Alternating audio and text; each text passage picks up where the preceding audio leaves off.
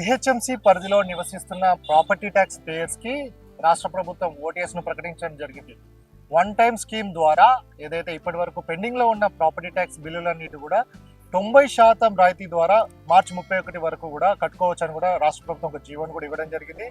దాదాపుగా రాష్ట్రంలో 19 లక్షల వరకు కూడా ప్రాపర్టీ ట్యాక్స్ పేయర్స్ ఉండడం జరిగింది. ఇందులో ఇప్పటికే 12 లక్షల వరకు కూడా ప్రాపర్టీ ట్యాక్స్ చెల్లించడం జరిగింది.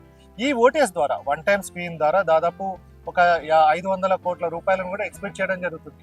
ఇప్పటివరకు అంటే 2024-25 సంవత్సరానికి గాను ఈ ఓటీఎస్ స్కీమ్ ద్వారా 1 లక్ష మంది కూడా దీని ఏదైతే లబ్ధి పొందుతారని కూడా జిహెచ్ఎంసీ వర్గాలు చెప్పడం జరుగుతుంది. అంటే ఇప్పటి వరకు ఈ సంవత్సరం ప్రాపర్టీ ట్యాక్స్ ను 2000 కోట్లు అంచనాగా వారు చెప్తున్న నేపథ్యం కనబడుతుంది. కాబట్టి ఈ ఓటీఎస్ ద్వారా ఈ 2024-25 సంవత్సరానికి 500 కోట్లను కూడా ఎక్స్పెక్ట్ చేయడం జరుగుతుంది. అంటే దాదాపు అంటే లాస్ట్ ఇయర్ 23-24కు సంబంధించి కూడా అవకాశాన్ని ఓటీఎస్ ను ఇవ్వడం జరిగింది.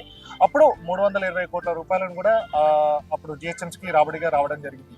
మరి ఈసారి ఈ ఓటీఎస్ స్కీమ్ రావడం జరిగింది. మరి మరొకసారి ఇట్లాంటి అవకాశం వస్తుందో లేదో తెలియదు. కాబట్టి ప్రాపర్టీ ట్యాక్స్ కి సంబంధించిన డిఫాల్టర్స్ ఎవరైతే ఉన్నారో, అలాగే ఇబ్బందులు తలెత్తి ప్రాపర్టీ ట్యాక్స్ ని కట్టని వారు ఎవరైతే ఉన్నారో వీరందరూ కూడా ఈ ఓటీఎస్ ని ఉపయోగించుకొని మరొకసారి వస్తుందో రాదో కూడా తెలియదు. కాబట్టి ఈ అవకాశాన్ని ఉపయోగించుకోవాలని కూడా జిహెచ్ఎంసీ వర్గాలు చెప్పడం జరుగుతుంది.